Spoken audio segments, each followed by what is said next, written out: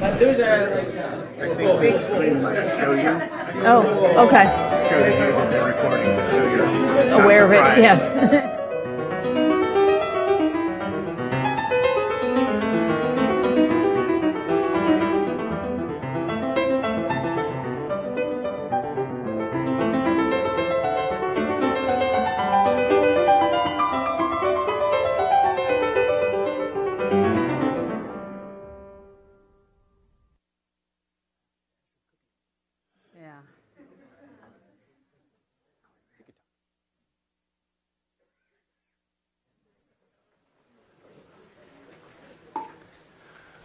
All right, hello, everyone. Hello, my name is Mark Gurwell. I'm over in radio and geoastronomy, and I'd like to thank you all for coming to today's colloquium.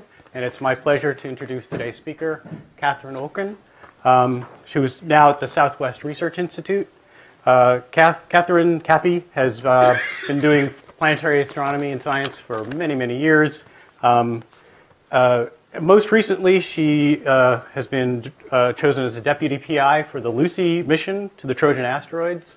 They are launching in 2021 for flybys between 2025 and 2033. And as she said at the earlier talk, and that's when we go for the extended mission. So she's thinking ahead. She has served as most recently as the chair of the DPS of the AAS. DPS being the planetary science community of the AAS, and as now the past chair. But what we're here to hear about is that she is the deputy, or was until very recently, the deputy project scientist for the New Horizons spacecraft, including both the Pluto and the MU69 flybys, and is also a co-PI of the New Horizons Ralph instrument. Yep. Welcome, Cathy. Thanks. Hi, everyone. I'm very excited to be here and tell you about our recent results of the flyby of 486958 2014 MU69, which I will just call MU69 from here on out. On occasion, you might see it say Ultima Thule. That's a nickname. Either of those work. So this is our spacecraft. It's about the size of a baby grand piano, and it has 7 instruments on it. We used the whole instrument suite when flying past MU69 on January 1st. Today's talk, I'm going to really focus on the results from the imaging instruments. So LORI, which is our high-resolution panchromatic imager, and then Ralph, which is really 2 instruments in one. It's a color camera and near-infrared imaging spectrometer. So this flyby was actually part of our extended mission. Those of you who do planetary science, and everybody probably might remember that our prime mission was to go past Pluto. We flew past Pluto in July 2015 at a distance of about 12,500 kilometers from the center of Pluto. And we flew past MU69 much closer at a distance of 3,500 kilometers, largely because MU69 is a much smaller object, or at least, and we wanted higher resolution, and there were some other reasons that we could go closer. So this was part of our extended mission. There's much more to our extended mission than just the flyby of MU69. We have distant observations of Kuiper Belt objects attained at phase angles that you can't get from Earth. So we're doing high phase observations looking for rings or dust particles, and also observations just to characterize the phase functions of these objects. This is our trajectory.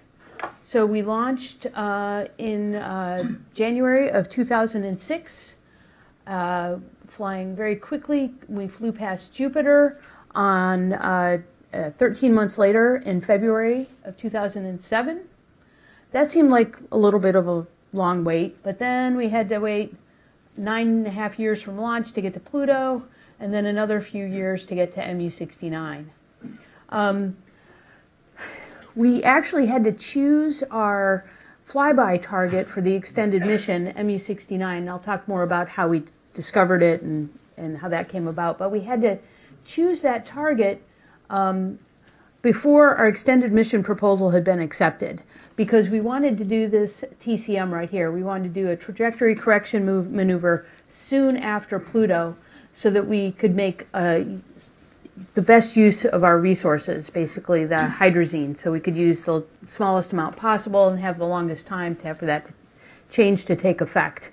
So what we did was we had the target approved by NASA before we put the extended mission proposal in, and then made that trajectory correction maneuver. And luckily it all worked out, everything was approved, and we moved forward. So now I'm going to back up and talk a little bit about finding our extended mission target, MU69. It was always our intention to fly past not only Pluto, but a Kuiper Belt object. That was what was looked for in the 2003 decadal survey, and that was what we intended to do. But when we proposed and when we were developing the spacecraft, we hadn't identified a target to fly by. So before we launched, we started looking for a target. We had some major searches in 2004 and 2005. We used a number of different telescopes, including Subaru with SuPrimeCam, and then Hyper SuPrimeCam later in about 2011, 2012 time period. We also used Magellan and CFHT. And so we had a number of searches throughout this time period. What complicated the searches was we were looking in a very crowded star field. So this is the search area that we were targeting in 2004. And so we're looking in the middle of the Milky Way, so very dense stars, and we're looking for a small, slow-moving object in the outer solar system. So we weren't successful, and that was starting to make us nervous. So we turned to the Hubble Space Telescope because we really needed to find an object to fly by before we flew all the way through the densest parts of the Kuiper Belt. So we searched with the Hubble Space Telescope in 2014. This could be an hour-long talk in and of itself, so I will shorten it. And fortunately, we found 3 potential targets. So we identified 3 targets. We had follow-up astrometry of those targets, and we found that one of them actually wasn't accessible with the amount of maneuverability that we had on the spacecraft. And there was one, 2014 MU69, that required just very little delta V, and it was also a cold classical Kuiper Belt object, which is an interesting object to see. Any Kuiper Belt object, in my opinion, is interesting to see. But this was particularly interesting, and so we chose to go by 2014 MU69. A little bit about the cold classical Kuiper Belt. So this is Jupiter, Saturn, Uranus, and Neptune. This is Pluto, and this is MU69, and all of these dots are different Kuiper Belt objects. The red dots that you'll see better in just a minute once I start this animation, those are the cold classical Kuiper Belt objects. And these are dynamically cold, so they're low inclination and low eccentricity. This is the path of the spacecraft, the flyby of Pluto, and the flyby of MU69, and the spacecraft continues going out. As the animation goes on, all the rest of the other objects go away, and you're left with these cold classicals. So you can really see that they are spatially located in a very confined area, and by definition have low inclination and low eccentricity. And the interesting thing about the cold classicals is that because they haven't been, because they're low inclination and low eccentricity, that means that they haven't been dynamically excited by the giant planets. So they haven't come there and been transported by something else. Most of the other objects that you've seen in that slide, they all were, likely transported there by interactions with other objects, maybe during giant planet migration. So here's another way to look at the Kuiper Belt. So here's semi-major axis versus inclination versus semi-major axis, and these blue dots are cold classicals, and then MU69 is right in the middle. And then this is Pluto, and it's a member of the Plutinos, these resonant objects. And so this is a unique class of observation objects, and they likely formed the cold classicals at the edge of the protoplanetary disk. The other things that have been placed there were moved there likely later. And so we're really looking back into the deep freeze of the outer solar system and looking back at something that formed and evolved and spent its whole existence in that area. So that's why it was interesting to go by a cold classical Kuiper Belt object. Now, the MU69 flyby was a much more challenging flyby than the Pluto flyby. And I won't really belabor this except for the scientific point that I'll get to at the end. So basically, because it's smaller and we were going closer and we didn't know as much about the environment, there was less spacecraft power. We're powered by an RTG, so we have plutonium on board, and the power decays every year. We have a little bit less power to work with. And I will say that the 12.25-hour round-trip light travel time is also a challenge. It's particularly a challenge if something goes wrong, because then you have to get information, you have to diagnose it, and you have to send up commands. Luckily, we didn't have any problems with the MU69 flyby in that regard. But I do want to talk a little bit about the uncertain target location. Because we had only discovered it in 2014, and we had only seen a very short arc of this orbit. It has a period of about 293 years, and so we were only looking at a little bit. And so the way we solved this problem is we need better information. The only astrometry we could get was from HST. So we went and did a number of occultation observations. I am a huge fan of occultations. It's what I did my thesis on. So we mounted 4 different occultation campaigns, and here you can see the data from one of them, and the star right there was blinking away. And so we were able to accurately locate where MU69 was using stellar occultations. And that added astrometry helped us to navigate our spacecraft to MU69. This was one of our observations. We observed 2 occultations from Argentina, one using SOFIA, and this was one in 2018 where we were in Senegal. And we have about 20 Skywatcher 16-inch telescopes that we ship across the world to make these observations. And so we needed to be able to locate observers kind of along a picket fence to observe this occultation. And so this is an image of the occultation results. Each line here is basically where an observer was located and where they saw the star, and then where it dimmed out was the gap in between. So, for example, this chord did not observe the occultation, but it is very important because it's a constraining chord and it tells us a limit on how large the object could be. These are just to guide your eye for what the object might look like. And so these chords were spaced about 4 miles across.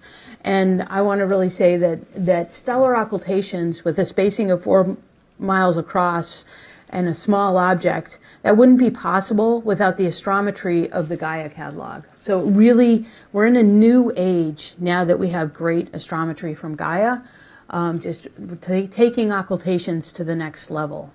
So this is really revolutionary. And of course, it wouldn't be possible without our HST observations, because not only did HST discover the object, but we went back and searched the data that we had taken in the previous decade or more, and we still weren't seeing MU69 even when we knew where to look for it. And so we really needed the Hubble Space Telescope to help give us more information about this target as well. And so we got these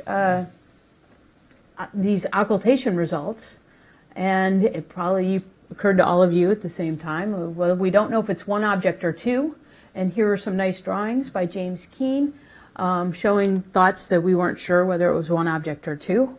We all now know the answer, but at that point we didn't. And to give you an idea of what we were looking at, this is the search field. So this is the field that we were looking at on approach. This was taken with the LORRI camera on New Horizons, and we were looking for MU69, and we're actually searching for hazards in the area. That's why it says search. We were wanting to make sure that understand if there could have been rings or satellites, moons of MU69 that could get in the way, because we knew very little about it.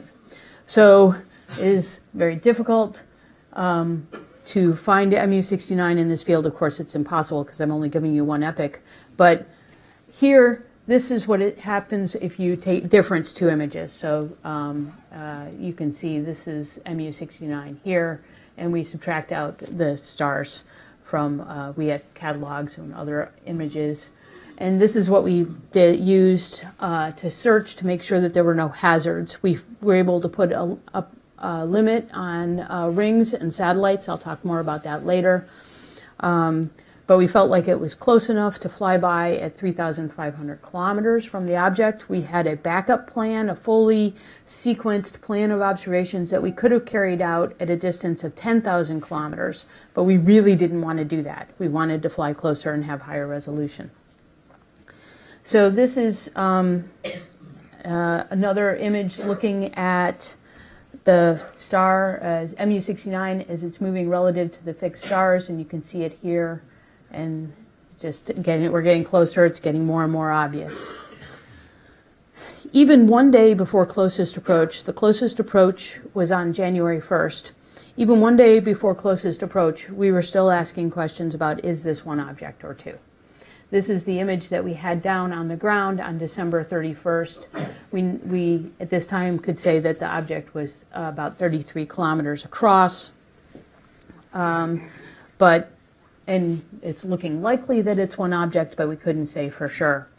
And the reason that's interesting is because there's lots of binaries in the Kuiper Belt. In fact, there's many binary systems. There's a large fraction of them, and there's a large fraction of binaries among the cold classicals.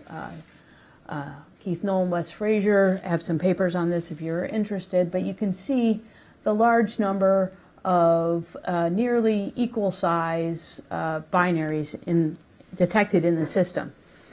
So it wasn't uncommon to be asking if this was a binary. But then we finally got some higher resolution data down, and we could say, no, this is a bilobate object. So this is a contact binary. We have two lobes that are touching each other. So we know now that it's clearly bilobed, and it's likely a merger of two planetesimals. And it's likely that maybe many more objects in the outer solar system in the Kuiper Belt are bilobate like this. And we don't know because we couldn't see this. This was, as I said before, this is basically one object just picked out of a hat. There wasn't a lot of choice of which object to go by, and then to find one that's bilobed and also having lots of binaries, you wonder if perhaps more occultations in the future could inform this. So we also think that this was a low impact merger because you don't see a lot of deformation in the two bodies, and there's a high albedo region in the neck. I'll come back to that in a little bit. If you think of this as a snowman, which we did at first, but we don't think of it that way anymore. I'll say why, but this would be the neck, and it's relatively higher albedo. And the other thing that's important about it being bilobed and low velocity is this really kind of supports the idea of the streaming instability. So the idea is that these objects would have formed in the same area. They didn't come and smash into each other. One didn't form somewhere and another one formed somewhere else. They formed in the same local area and then slowly could come together and merge. And that would be predicted by the streaming instability theory. So this is our highest resolution MVIC image. MVIC is part of the Ralph instrument. And I'll show you a LORRI image that's maybe a touch better than this. But this is one of our highest resolution images. And so this is really our best view. And this is the these data that I'm showing you are the data that we took at closest approach. There's a lot more data to come down, but we prioritized some of the highest resolution, obviously, to get to the ground first. So let's go through and see what we see on this object. We see some pits on the terminator, here, and here, and here. And this pitting, we don't know what the source of it is yet. So it could be craters, it could be collapsed pits, it could be remnants from sublimation. But if you notice, they tend to be along a line, and so that makes you think that it's less likely that they're impact craters, because you wouldn't expect them to form in a line like that. But you do see other craters. There's a crater here that's more of a lone crater. There's a crater there. This image was taken, I believe, is about 33 degrees phase angle. The sun is coming from over here. You can see, no, the sun's coming from over there. Sorry, yeah, because you can see the shadow here in the craters, and then the lit part over there. And so it's kind of an intermediate phase angle, but you're really not seeing craters on the main part of MU69. So, you know, at 30 to 40 degrees phase, I would think that we'd maybe be seeing more craters. There's a recent paper out by Greenstreet. She managed to get the paper out before we got there. She was trying to get a prediction paper out, and, you know, it's tough when you've got a spacecraft zooming in and there's a real deadline. But she did awesome, and she got it out on the archive like right around Christmas. And I mention it because she and her colleagues have predicted that we wouldn't see many impact craters on this object. And sure enough, we don't. And she had looked at the impactor population in the cold classical Kuiper Belt and the velocities, and modeled that, and came up with that there shouldn't be a lot of impact craters, and in fact, that's what we see. We still have yet to go back and actually look at all of that in detail. If any of you are going to the LPSC meeting, there'll be a number of results released at the LPSC meeting as well, but we're still working. You know, we got a few weeks, we're working on it. So you can also see this depression on the smaller lobe of the object. So this is very obviously a feature, but we don't know what kind of feature it is. And so once again, it could be an impact crater. We think that this is, so you can see these higher albedo regions throughout the object. These are in this depression here, and then you can see a number of spots throughout the object. You can see that collar that I talked about before, the bright area in the neck region, and as the resolution got finer and finer, it just kind of got tighter and tighter. It's very well constrained at the merger between the two lobes. One explanation that I'm fond of for what we're seeing here is perhaps fine-grained materials that have migrated over time and settled in this area. This is where they would settle based on some modeling that we've done. So let's see. Because of the fine scale, and so that the smaller size will reflect more sunlight. So we don't think it's a compositional difference, but we think it's a particle size, and so the scattering properties, you know, from Hapke modeling, we would think that it would be brighter. What's the equilibrium temperature? I mean, the average temperature? Yeah, so it's about 20 K. And so getting to the albedo related. So here's albedo variations based on this image that we had down.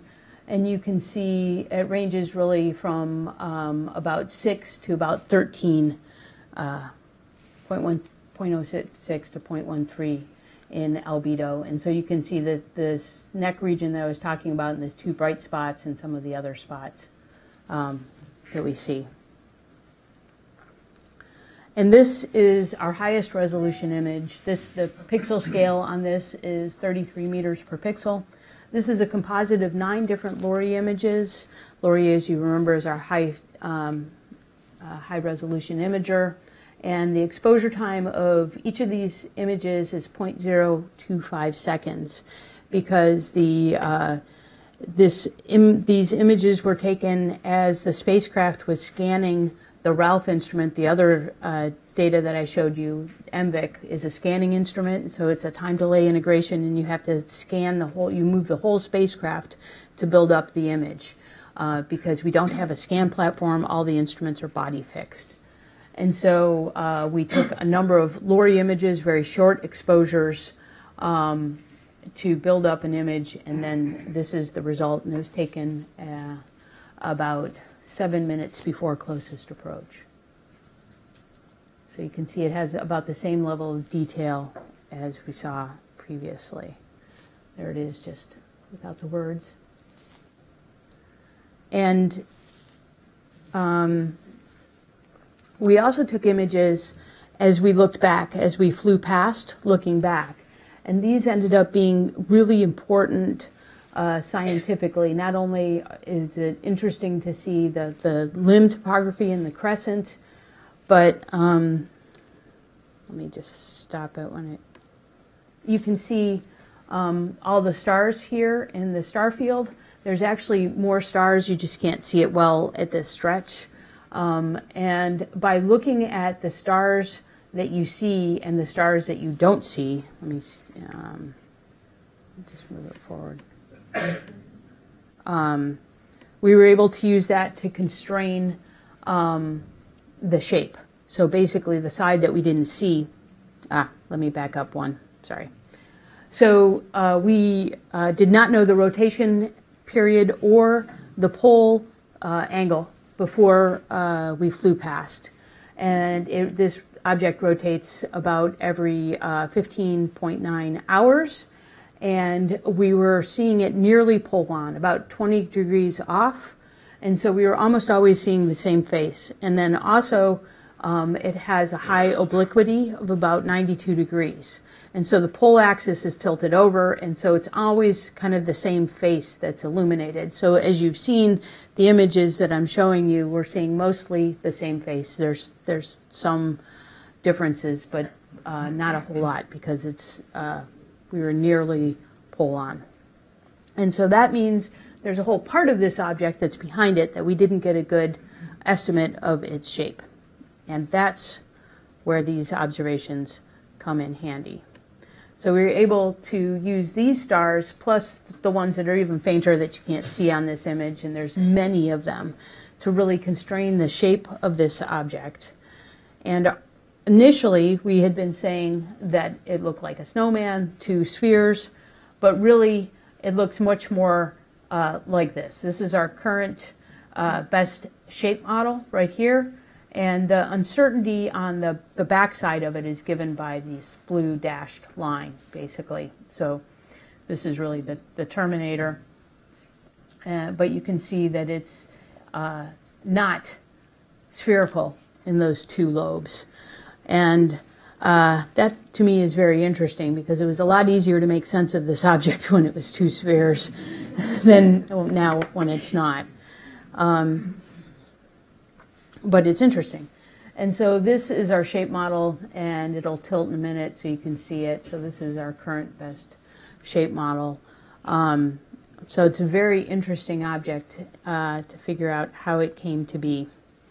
So related to the shape, you can also do limb topography, and here is basically if you are looking at where the limb is deviating from a circle, you can see here that there's a fair amount of deviation, and peak to peak it's about 1 kilometer. And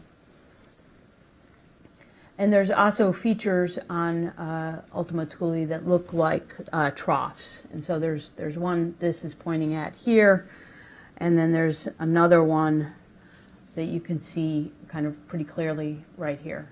So there's definitely interesting geologic features. We're still trying to understand what this is telling us about the body.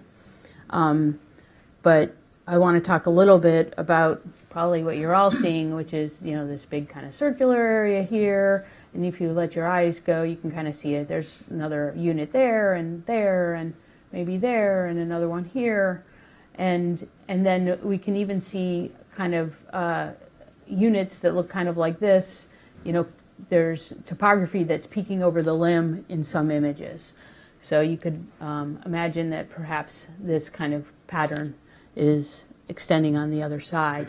And so it's really looking like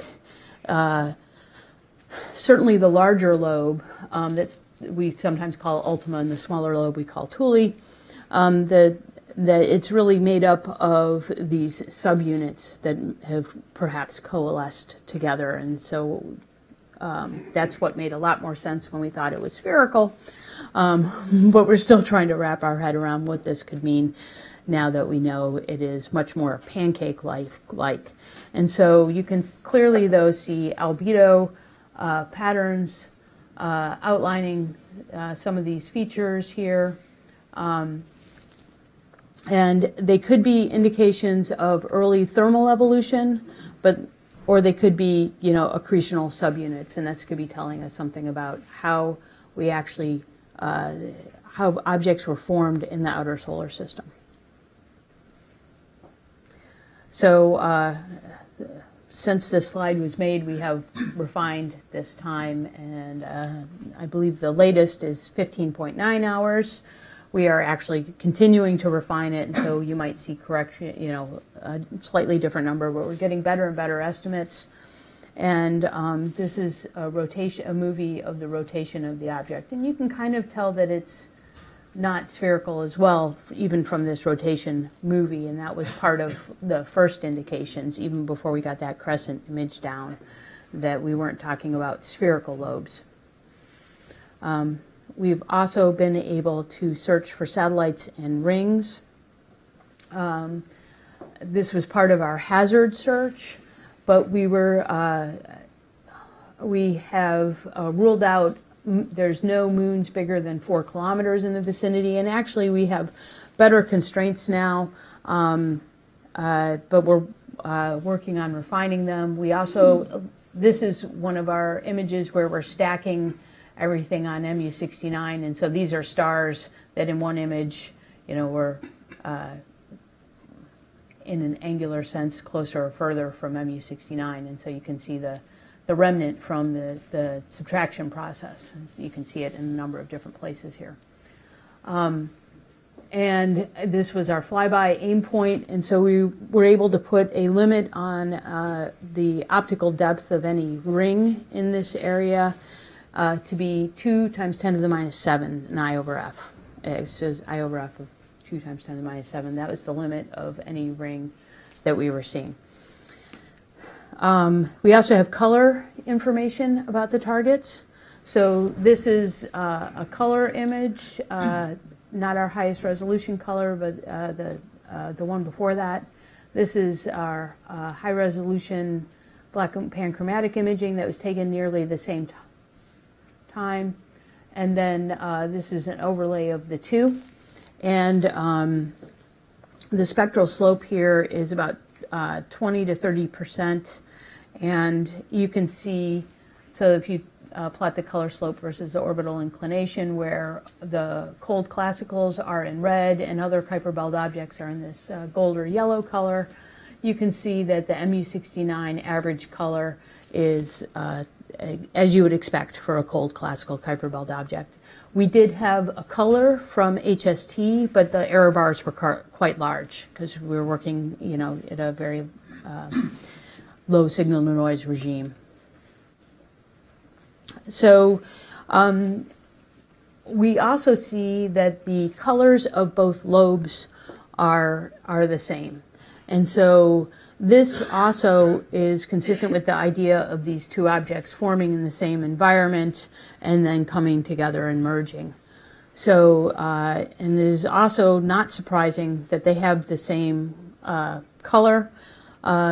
Susan Benecke had a paper in 2011 that showed that there was a correlation of colors in binaries in the Kuiper Belt. So she used HST to look at binary objects and get their colors.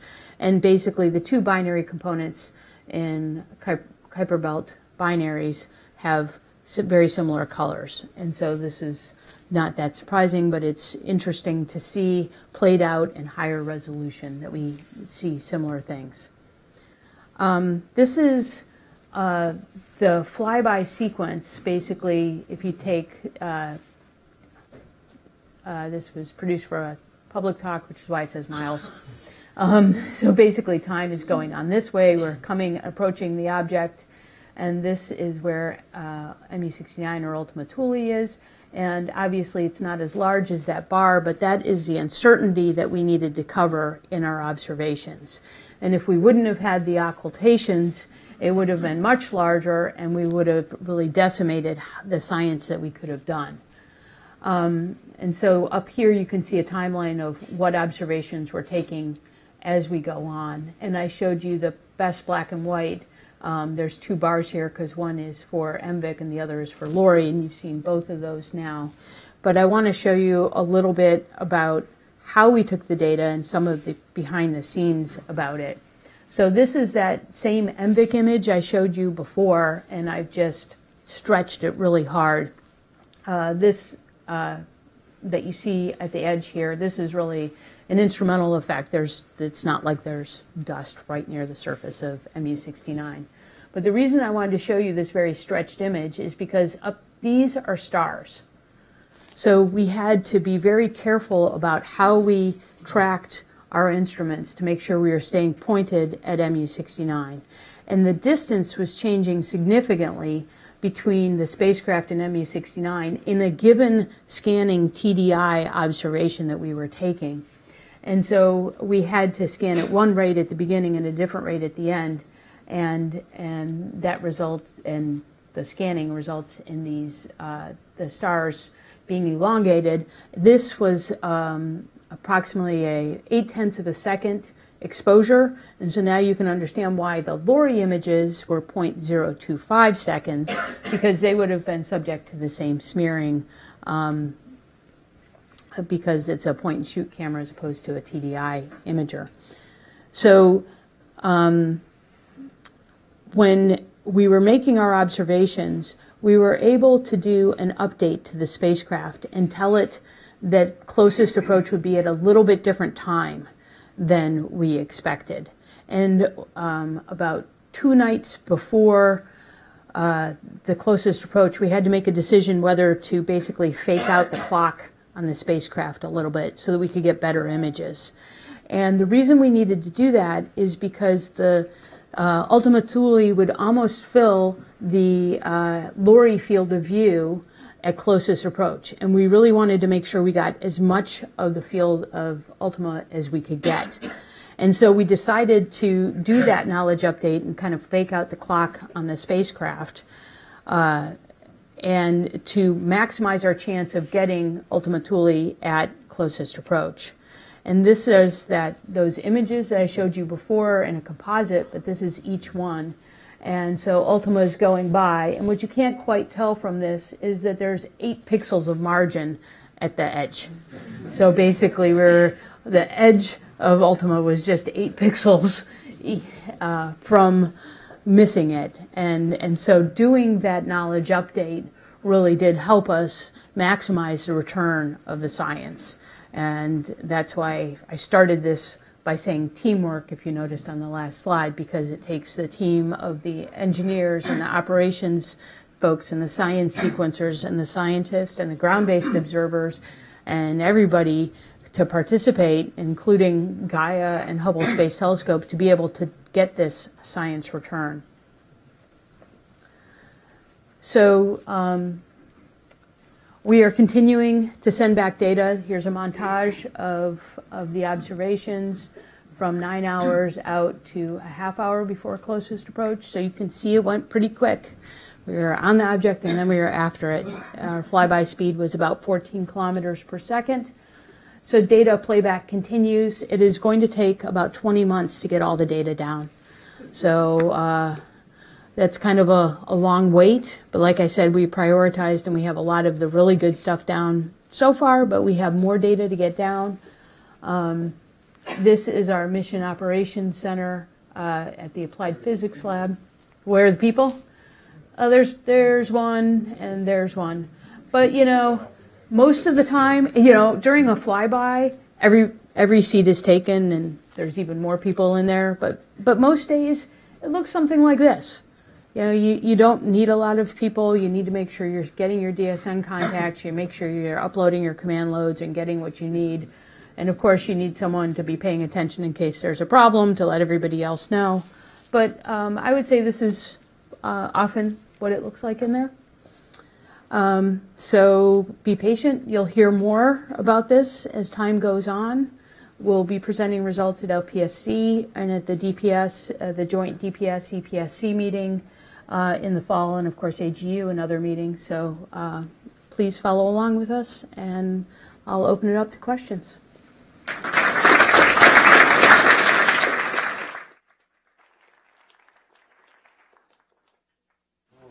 Oh, and I have stickers, New Horizons stickers, and Lucy stickers I forgot to give out earlier. All right, questions? Garrison. Do you have an estimate of the average density of this? How much is ice and how much is rock? Yeah, we don't have an estimate of the density. We're hoping to try and pull it out from whatever information we can, you know, looking at rotation rate, but we didn't fly close enough to be able to get them to measure the mass by the Doppler shift. So this object's about 33 kilometers across, and in order to do that, I think we would have had to fly more than an order of magnitude closer than we did. So we considered that when we were laying out our scientific goals, but the disadvantage of flying that much closer is that you lose intermediate phase angles. You're on that approach asymptote longer, and our approach asymptote was about 11 degrees phase angle, and so you can't really see the shadows there, so you lose the time to get more intermediate phase angles. Do you have an estimate of what binds these two objects together? And I can't do the math in my head to figure out, with the rotation period of almost 16 hours, whether gravity alone can hold these two things together, or whether it's rotating too rapidly for just gravity to bind them. Yeah, that comes back to being able to put some constraints on the density. And so the constraints that you get on the density out of that are that it's more dense than 0.2 grams per cc. So it's not that constraining. Questions? Great. Can you give us a ballpark guess of what fraction of the Kuiper Belt objects are binary this way? Say contact binary, or by some definition in your mind? Yeah, so I can't speak to contact binary. Observationally, we haven't seen them, right? And theoretically, I don't have a good estimate of it, so it's probably.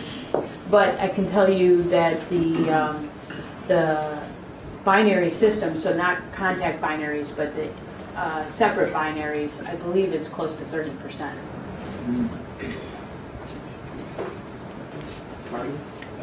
The little ring-like features on the surface remind me of dried out mud flats. Yes. And so I wonder if it's volatiles escaping, and then you get the fine grains in the tracks. Yeah, and so we've talked about mud flats a little bit, but not sure yet. So good idea. For when then? A couple of questions. I noticed the craters on the dual object were all rather, they seem somewhat the same size. They do. Yeah. And I found that rather surprising. Right. Yes, I think so too. And I'll go back there. I don't know that that's, but anyways, yes, you can see that a lot of them seem to be about the same size. And that's another reason that I don't think that they're necessarily impact craters, right? You wouldn't expect that. But maybe if they're formed from some physical process, you know, then you could come up with, so good question.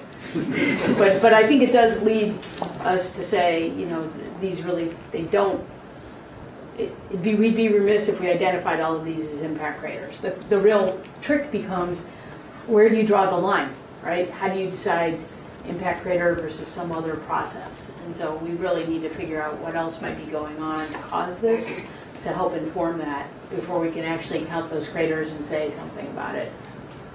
Now my trivia question, if I may. You talked about classical, you know, the classicals. Mm-hmm. But I understood what cold meant 0x, roughly 0 eccentricity and inclination. What does classical mean? That's it. So the classic, there's like a scattered disk as well, and so there's it's interesting because a number of different people have taken to trying to identify nomenclature in the Kuiper Belt, and so, as is often the case when different people have different nomenclature, but basically classical, there's objects that became scattered in, and those are more random, and it might be prograde or retrograde, and then, but classical is more the core part of the Kuiper Belt. But, you know, potato. That's why I like showing the diagram with A versus I. You know, this is what I'm talking about. That's, you hang your hat on that. All right.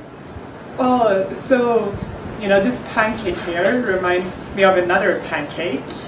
So how does MU69 compare to Oumuamua when it terms of dimensions, yes, albedo, and things like that? Right.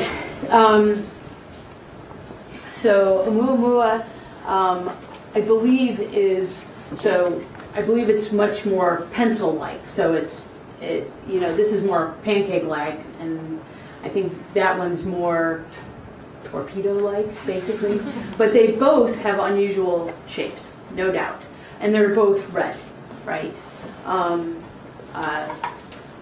Oumuamua was likely ejected from another solar system, and you know, spent a long time flying here and then passing through our solar system. So I think there's very significant differences, because this object, we believe, really formed and evolved entirely in the outer part of our solar system and probably never came close to something else, where Oumuamua would have had to have interacted gravitationally with something pretty strongly to be ejected. So similarities and differences, like everything.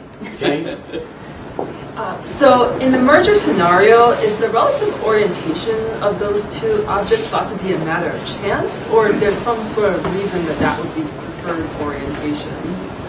Yeah, so good question. So we don't have an idea for sure on why that would be a preferred orientation, but I'll take you down a little bit different path that's related. The question to me becomes, how do we get an object like this with a very high obliquity, right? If we think that it formed in this swirling gas and dust environment, and how do we get it so that it's tilted over on its side? Its obliquity is about 92 degrees. And it's related to the impact, and so that's why I got off on this. But it's the impact we don't think caused a lot of energy, so you wouldn't expect it to tilt it over. And so how you would think that if we were formed in a relatively planar disk of gas and dust, that we would be unlikely to have this high obliquity.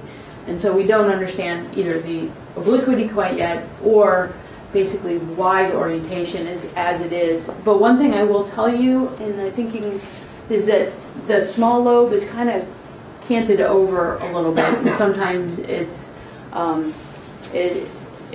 there's a depression right here, and so it's kind of more over leaning towards that side rather than being kind of straight on. So I think there's some clues there, but we need to do some modeling to understand exactly why it merged like that and how it ended up that way. So it's funny if you can make any arguments about whether the cratering occurs before or after the two pieces join together. Because I would expect that large dimple to have knocked into pieces. I mean, I don't really have a materials model in my head. Right, right, and that gets back to an interesting density question, right? Because if it's very underdense and highly porous, you know, if it's like styrofoam, you could imagine getting an impact and then just locally crunching that area, and then not having it propagate all the way through.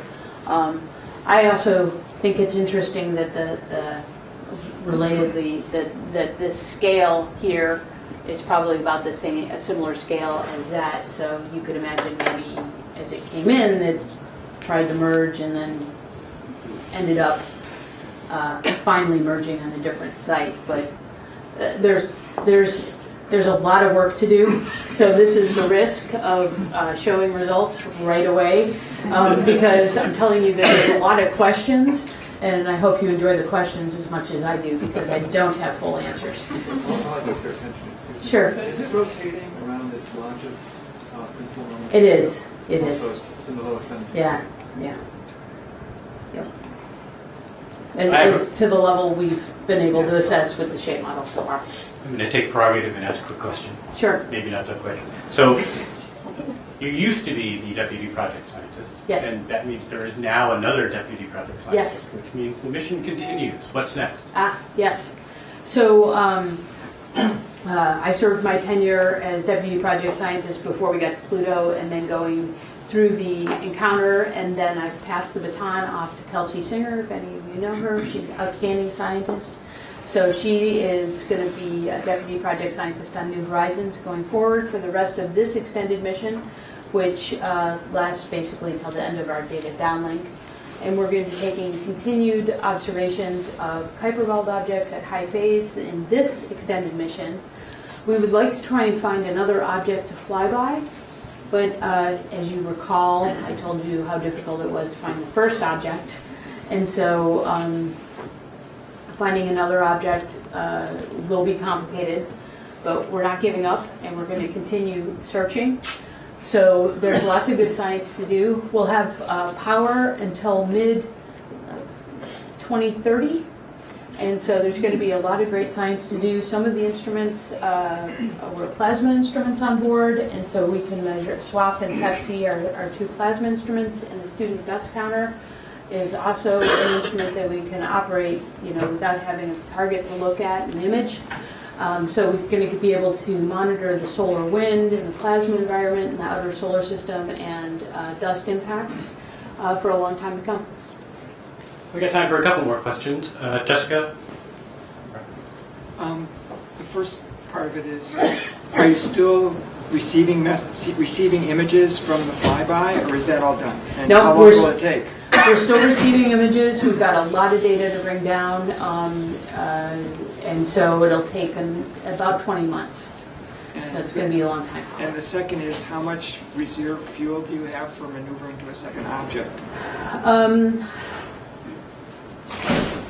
I don't remember the amount offhand, but it's a good amount. There's a decent cone of accessibility that we can get to, because this object, as you remember, it was easy to get to, so it didn't take a lot of our fuel, and so we still have a fair amount left.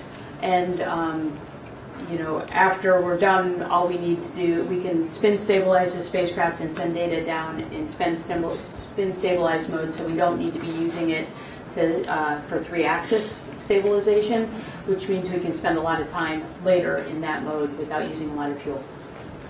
Brian? Are there plans to characterize the shapes of other KBOs with occultations? So probably not on New Horizons, but certainly a lot of us are talking about it. Yeah, we would like to be able to observe other KBOs. I'm also interested in observing Trojans with occultations as well, but I think it'd be very interesting to see, to get a decent population of objects and understand how common this bilobe structure is. I think that's an interesting question that can be attacked by occultations. Gary.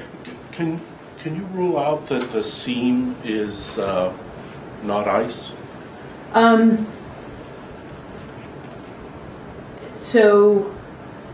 Well, there's lots of different ices, but we're working on that. And so I didn't show you any of the infrared spectral data yet, because a lot of that is like, it's image cubed, so it takes a long time to get down, so we don't have as much of it down. And then it also, we're working on analyzing it. And so I can't rule it out quite yet. All right, let's thank the speaker one more time.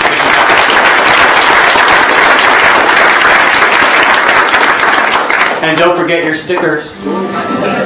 Sure.